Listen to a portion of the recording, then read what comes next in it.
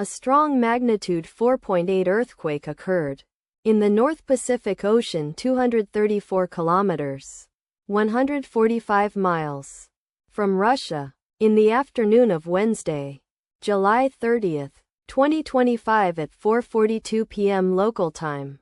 Asia, Kamchatka GMT +11.